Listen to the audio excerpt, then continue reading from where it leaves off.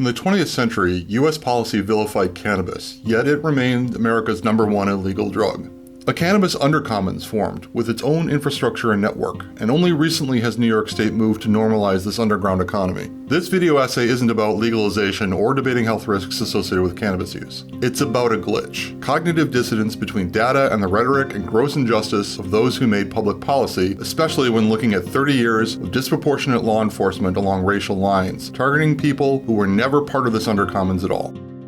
In the last century, most roles in this undercommons, listed here, were part of an illegal criminal enterprise, either for or against. A 2017 Marist poll shows about half of all Americans have tried marijuana, and of those, 1/5 use it on a regular basis. Users tend to be younger, not exclusively so, and nationwide the majority identify as white. We'll revisit that last point again in Undercommons Phase 2.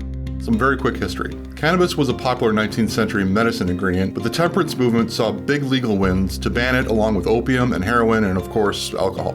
Enter Harry J. Anslinger, the man most responsible for America's drug enforcement policies for most of the 20th century. He became the first commissioner of the Federal Bureau of Narcotics, a job he would hold through the next 5 U.S. presidents until 1962. Anslinger and anti-marijuana advocates like the producers of the infamous Reefer Madness film promoted that cannabis was very addictive, made people violent, and, quote, incites users to crime. New York Mayor Fiorella LaGuardia turned to the New York Academy of Medicine to look into those claims. In 1944, the LaGuardia Committee said, no, it's not addictive, the escalation hypothesis towards heavier drugs wasn't true, and marijuana was not a factor in major crimes. By the 60s, the Cannabis Undercommons was finding its own voice in groups like New York's Lamar, San Francisco's Amorphia, and the advocacy group NORML. Here's where things take a sinister turn for what I call Undercommons Phase 2. America's public enemy #1 in the United States is drug abuse. In order to fight and defeat this enemy, it is necessary to wage a new, all-out offensive. The National Commission on Marijuana and Drug Abuse, also known as the Schaefer Commission, was tasked to look at issues of laws, health, crime, and cannabis use escalating into using harder drugs. Much like the LaGuardia Committee 30 years earlier, they concluded existing laws were constitutionally suspect, and cannabis didn't raise the evils opponents claimed, though the Schaefer Commission stopped short of endorsing legalization. It didn't matter, though, because research data was never the point. 20 years later, Nixon aide John Ehrlichman would say the quiet part out loud to a Harper's Magazine journalist. We knew we couldn't make it illegal to be either against the war or black, but by getting the public to associate the hippies with marijuana and the blacks with heroin, and then criminalizing both heavily, we could disrupt those communities. We could arrest their leaders, raid their homes, break up their meetings, and vilify them night after night on the evening news. Did we know we were lying about the drugs? Of course we did. This practice of marijuana laws disproportionately targeting black communities would soon become institutionalized in New York City. This graph shows the number and demographics of people arrested for misdemeanor and felony cannabis offenses, both possession and selling, broken down along racial lines. For context, a later report by the New York City Comptroller's office showed whites' use of marijuana was roughly the same or greater than other racial or ethnic groups, but 86% of those arrested for cannabis-related offenses were people of color. Look at that first peak at the end of the 90s.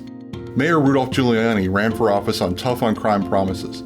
Officers were encouraged to make arrests for low-level offenses. The number of NYPD arrests for smoking marijuana in public view rose from 3,000 in 1994 to more than 50,000 by the year 2000. 84% of these arrestees were people of color. Blacks were 2.7 times more likely, and Hispanics were 1.8 times more likely to be detained than whites for smoking marijuana in public view arrests.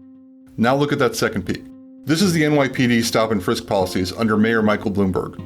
This chart shows the demographics of 8.4 million stop-and-frisk encounters, also known as Terry stops. Under this program, impact zones identified by police leadership targeted what they called isolated stubborn pockets of urban crime, based as much on precinct captains' attitudes as on past historical crime data.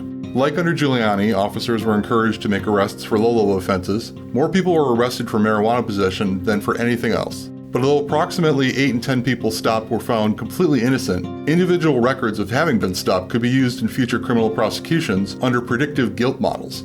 Federal Justice Shira Scheindlin declared NYPD's stop-and-frisk practices unconstitutional in August 2013. When we overlay the racial disparities of stop-and-frisk policing, you'll see a correlation with the racial disparities of arrests in cannabis-related offenses.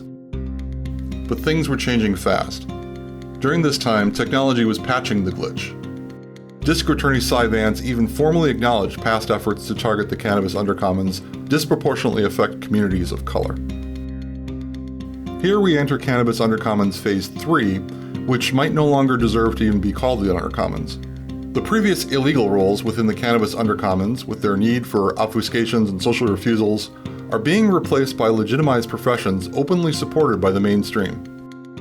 The extent to which socio-political factors influence criminal justice reform, economic revenue, safety regulations, and social justice pose a new frontier in need of future analysis and examination.